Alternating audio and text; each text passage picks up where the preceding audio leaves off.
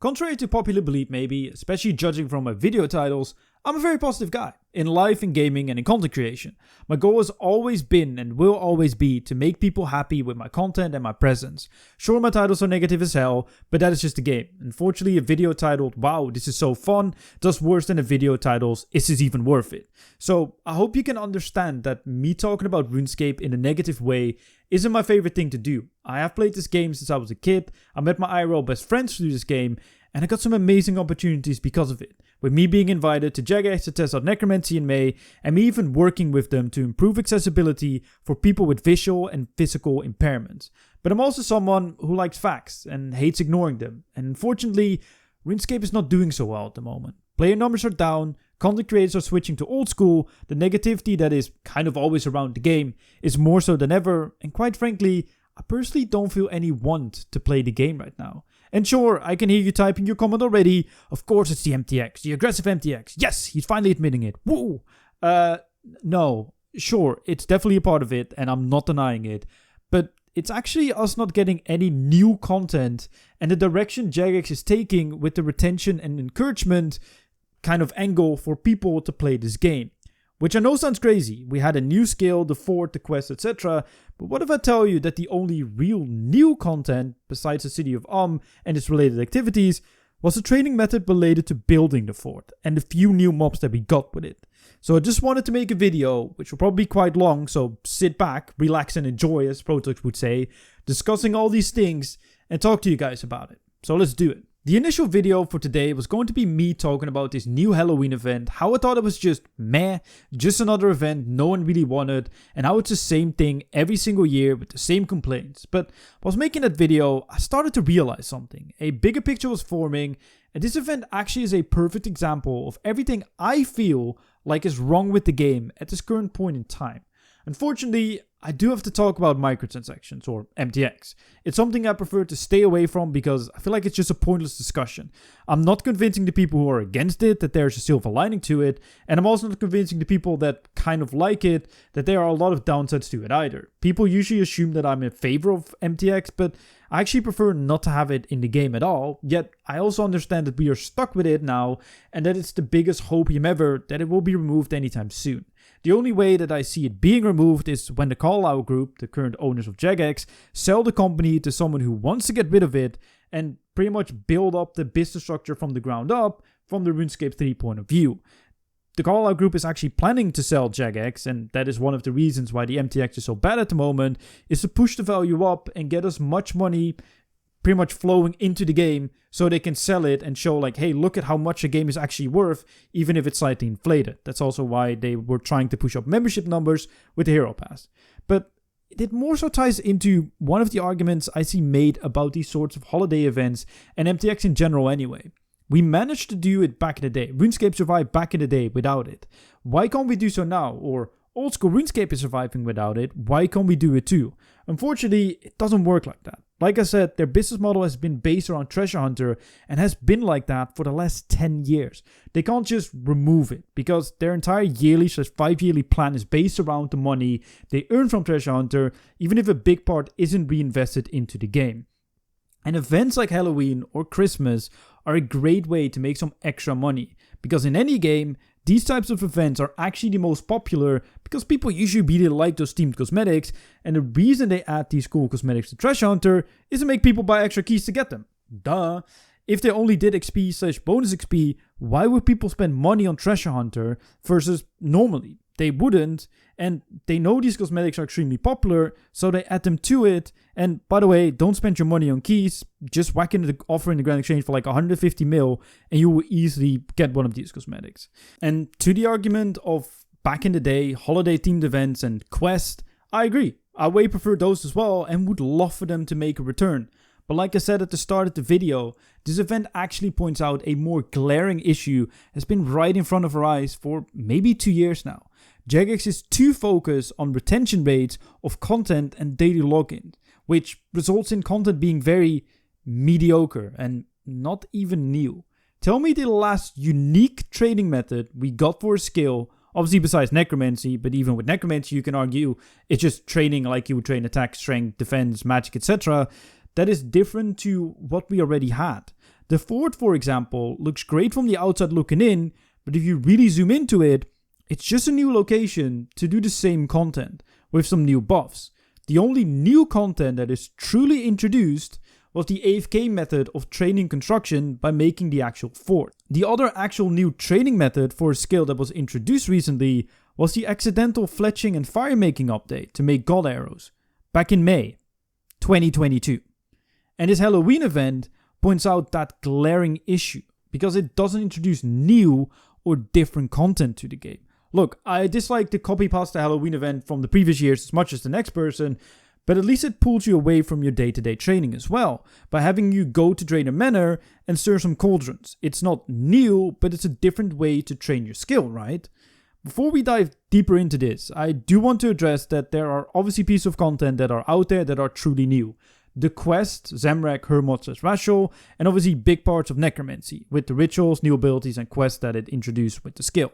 But even those, bar maybe Zamrak and Rashul, fall into the same overarching issue as well of trying to keep your attention. The majority of those quests are quite short. I mean, the Rashul quest, the pinnacle of the Necromancy storyline, is like 20 minutes long or something.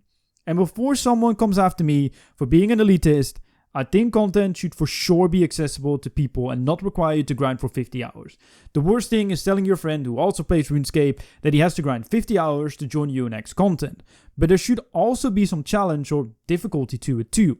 I can bet you that when 4Cap releases, we either get it released and you maybe need Ancient Awakening for it, but let's say you do, and let's say there's another quest that you actually need to complete to fight 4Cap. I bet good money on it that Ancient Awakening and whatever new quests could have easily been one big old quest, and that there's probably an easy mode for 4Cap as well where you can pretty much skip it like they've recently been doing. So there's not really a challenge to it. Anyway, that's just me assuming. Before I go on ranting about retention and RuneScape and the worrying direction they are taking, let me actually explain what retention rates is. Shameless plug, it's something I talked about on my second channel in my Endgame Syndrome video, link in the description, but it's pretty much how long people play a game when they log in. It's pretty much the biggest flex within the gaming industry, showing your daily login numbers and for how long those people play. Obviously, as a company, you want people to play your game, but also when people are logged in and play for a period of time, they're more likely to spend money and they are more likely to increase their profits. This Halloween event is a great example with the daily ritual you can do for the rewards you get from it. Log in every day to get a reward from a limited time event, encouraging people even more so to log in compared to something like daily challenges. To be honest, that isn't really that bad. It's quite harmless actually. It takes no time and you get some rewards from it. Cool. But in an original video I was planning to make, I was going to go all in on every half an hour pumpkin smashing event before realizing the other part of this event is actually the issue. The Saren Spirit-esque pumpkin spawns that give you rewards whilst doing anything in the game. Before we touch on that, let me actually give you my initial thoughts on the event. In the original video, my point was their confusing messaging about DailyScape and them talking about reducing it with Hero Pass, which obviously they didn't do and the whole debacle surrounding it, and this event being so counterintuitive to that message. Having half-hourly smashing pumpkin events isn't decreasing DailyScape, it's increasing it. Yet again, I can hear you typing, but calm down. No, I'm not just naive. I generally think that they wanted to reduce it. People have been complaining about it for 6 to 7 years. Why address it now then? They have been ignoring it for so long and they can just keep on ignoring it. It's not like it's at the forefront of discussion at all times. So I believe that they actually did want to do something about it, but then I realized that the actual offender here is the other pumpkin event, the Saren Spirit-esque event.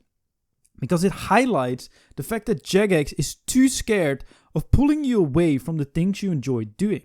When they discussed the Hero Pass, they said that the aim of it was adding a reward system on top of the gameplay you were already doing and not pulling you away from your favorite activities.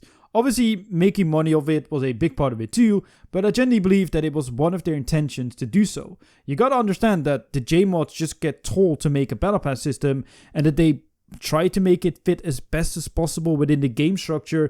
Even though Jagex has a separate MTX team developing it, the people that steer the game into a direction are involved with it and will try to make it fit as best as possible.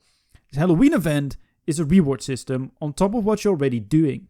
The fort is a reward system to add on top of what you're already doing. A fletching hut, herblord bench, a chapel, a kitchen, the woodcutter's grove, but none of them gave you new training methods. They're just new places with added buffs to train your skills in the same way, and essentially a lot of the rewards are just quality of life fixes, turn into rewards. They could have easily done something unique like cooking, fletching and herblore contracts for some extra experience and or buffs/cosmetics, or having the prayer altar give best in slot experience if you use the right spotlighted bones or ashes on it, giving more ashes and bones better uses and bringing up the prices. Or turning the Woodcutter's Grove more into something like old school RuneScape's Forestry, making woodcutting a social skill with buffs and rewards. The potential was there, but they didn't dare to pull you away from what you already know and like doing. It is just an illusion of new content. But why? Well, I think the main reason is to have as many people interact with it as possible, by making it the best place to train all those skills, but not introducing a new method that could possibly kill off some, if not all, training method that already existed. It's just moving people to a new location without the location having anything new. I think another reason is that they might be scared to push people away from the game by possibly introducing a piece of content that might not be interesting to those players, but that could arguably also push the game forward more because it is a new, interesting training method. A lot of people complained about the accidental fire making and fletching training method because it's so convoluted and it's so different, yada yada yada, but it is actually good money and it's fun to do. Like, it's actually a good piece of content, but people just complain about it. And I really wonder if they use data for whatever they're doing right now, or if they're listening to Reddit, or if it's a mix of both things. I don't know. It's hard for me to judge because obviously I don't work at Jagex. And even the fourth storyline says Wade's build was aimed to draw in new players. That could also be a case. I bet my entire RuneScape bank that is definitely not doing so. This content is to retain players, not to draw in new ones. Because if you want to draw in new ones, you have to rework the early game.